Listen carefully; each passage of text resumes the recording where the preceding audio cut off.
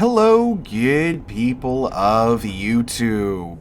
Mountbatten here, and I'm sure that most of you guys have heard of Star Citizen before, either from the video that we did on it about a year or so ago, or from probably the multitude of videos with similar titles to this one, where every time Star Citizen crosses a fundraising threshold, a number of videos and articles come out talking about how it's raised X amount of dollars, but yet still has no release date in sight. And sure enough, it still doesn't. Recently here in April, Star Citizen crossed $800 million in funds raised, which is absolutely insane that a crowdfunded game has reached this level of financial income.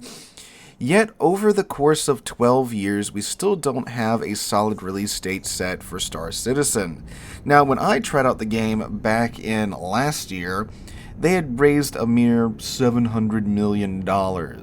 But turns out, about every year now, Star Citizen raised about $100 million a year, which is completely insane when you consider what most of that money is coming from, which are ship purchases. If you've never taken a peruse through the Star Citizen store, you'll see that there are some very, very pricey ships in the store. Now, granted, these are ships that once you buy them, they're in your, you own them forever throughout wipes and wipes. These ships will always be yours to fly around, and you can earn these ships in-game through in-game purchases with the in-game currency that you can earn by a number of methods, right? But those ships won't stay on your account after a wipe. These ships will.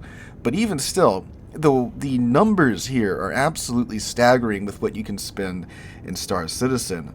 So I thought, you know what, it's reached the $800 million mark. Let's see if $100 million has improved the game since I last played it about a year or so ago.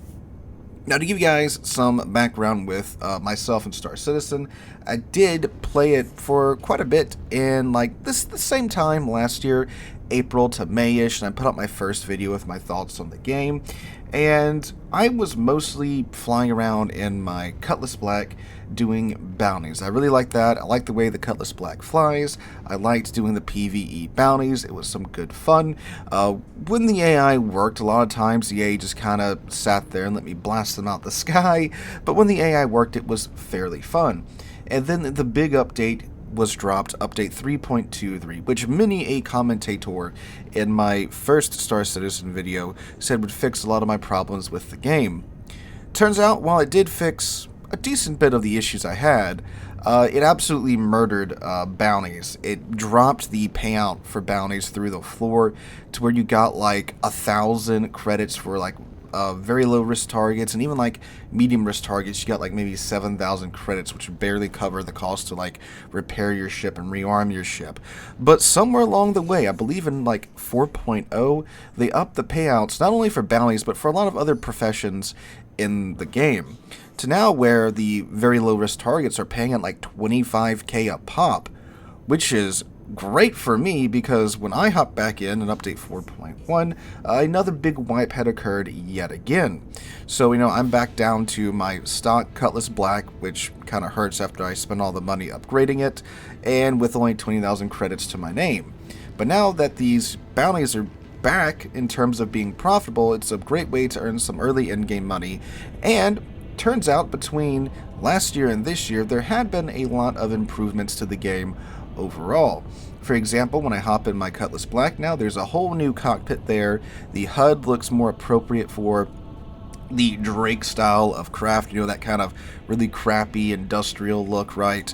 In update 3.23, everything just kind of had this blue futuristic looking HUD that was better than the old HUD, which you could barely read because there was no back coloring to it. But now it looks more appropriate for the craft, so that's pretty cool. And turns out now the AI has been improved quite a bit more, to where, for the most part, there's not a lot of those instances where you would roll up and just find the AI bounties just sitting there in orbit doing nothing, and when you shot at them they did nothing. But now it's actually a pretty good challenge, especially when you get into some of the more difficult bounties, but nothing too insane. It's very much worth the payout now. I would say, in terms of the balance between trying to claim the bounty and the balance of what you spend putting into it. So it's a pretty, it's good, is what I'm saying. I like where it's at now. The AI is a lot more fun to fight against, so that's pretty neat. There are still some bugs with it, as everything in Star Citizen has bugs. For instance, one bounty I went to was above a outpost. An outpost are zones where you can't use your weapons, right? They're safe zones. The AI kept flying in and out of the safe zone, so there was this weird back and forth of me trying to blast him when he was outside of the safe zone. Then he would fly inside the safe zone, even though like I could fire at him because I'm outside the safe zone. Apparently, the way the game handles that is that your rounds do nothing to whatever's inside the safe zone. So it was a very awkward like 10 minutes of me trying to whittle him down when he would fly outside of the safe zone. He wouldn't chase me despite all my efforts, so that was kind of odd. But what would Star Citizen be without its bugs? So besides bounties being viable once again, apparently a lot of the other professions again have gotten a nice boost to their income. When I was playing back last year, salvage was like king in terms of making money, salvage and trading. But apparently, while salvage is still definitely like the most profitable income source at the time, apparently that in mining now. You can definitely do other things now without having to do the latest thing. That was a big complaint I had about Star Citizen 2, where they would get you to test out the new thing by just boosting the economy and that tremendously so. And it's like, okay, no, it's cool that the game, you can mine, you can smuggle, you can bounty hunt, you can do PvP, but like, I like doing the PvE bounties. I think it's fun. It's great way to get around and try out the flying systems in the game and stuff, learn the ropes of the game and make some money.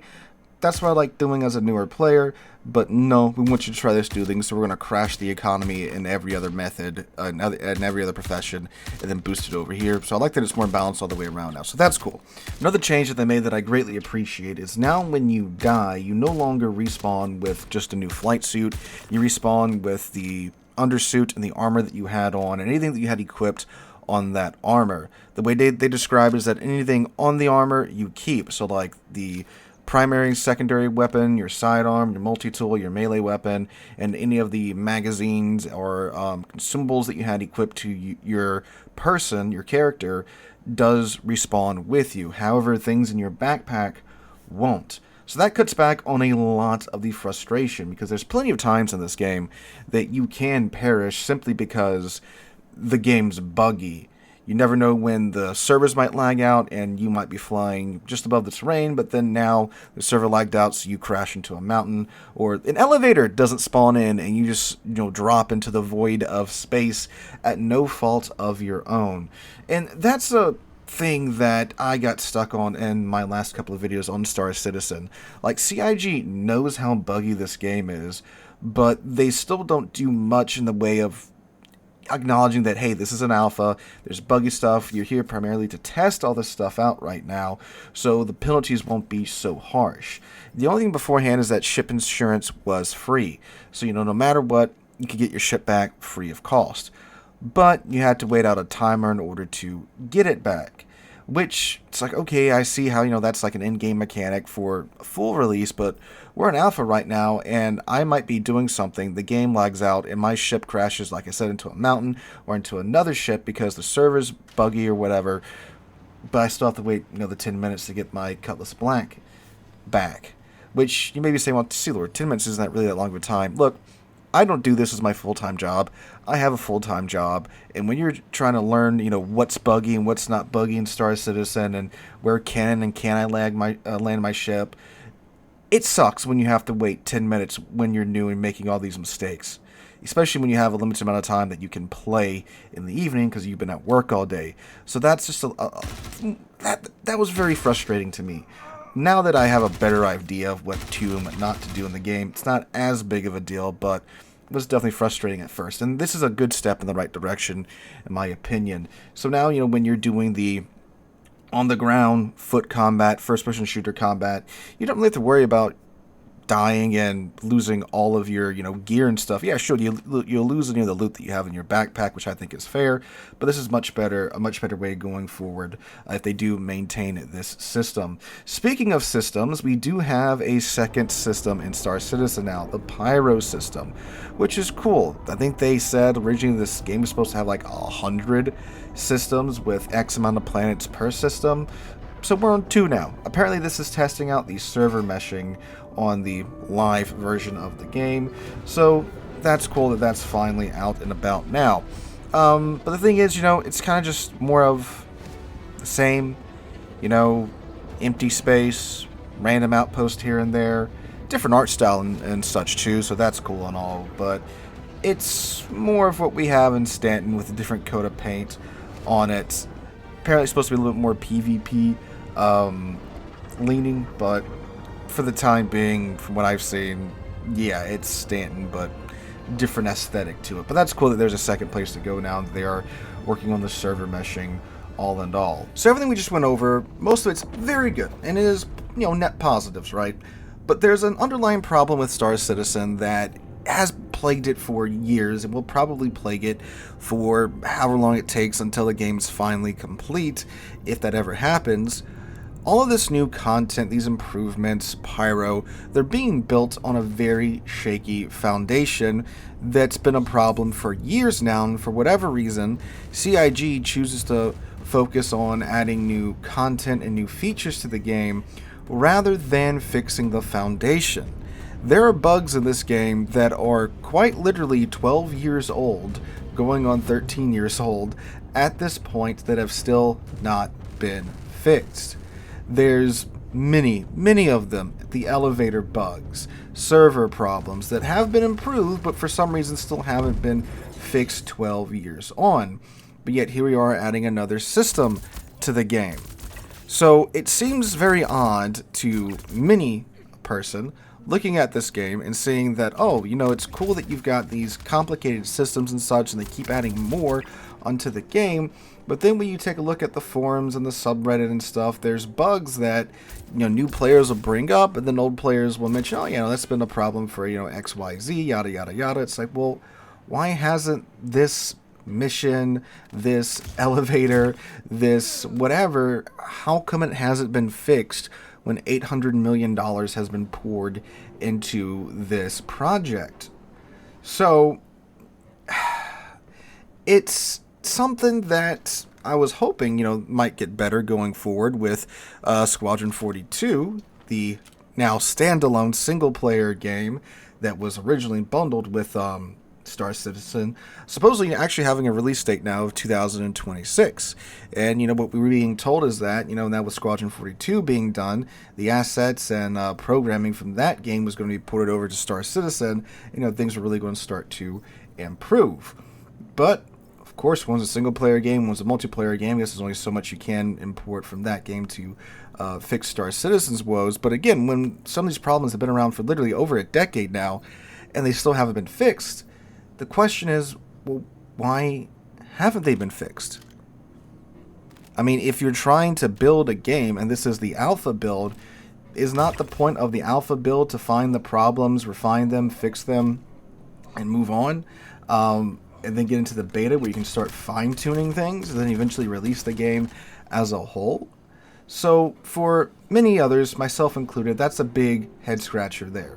Now, obviously, a lot of people come to the conclusion that, well, if you fix the bugs and such, you can't focus on adding new things to the game to encourage people to come to the game and keep dumping money into your $100 million plus money-making machine every year. I can very easily see how so many people come to that conclusion. So, a year later from when I last played the game, I'd say things are better, but I don't know if they're $117 million better in a year with a development time better. I mean, this is a update that, outside of like Pyro being added, that's obviously a pretty big thing. The changes made up until this point, they're fairly small changes, again, outside of Pyro.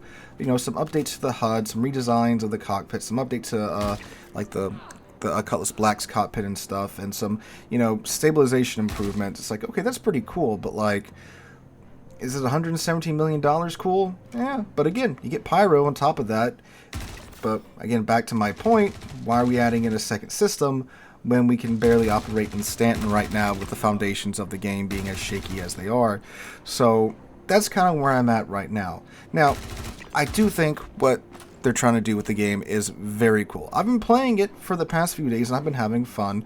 It's a hell of a lot more stable. I don't think I've crashed once in terms of my, the game crashing. I haven't been outright disconnected once.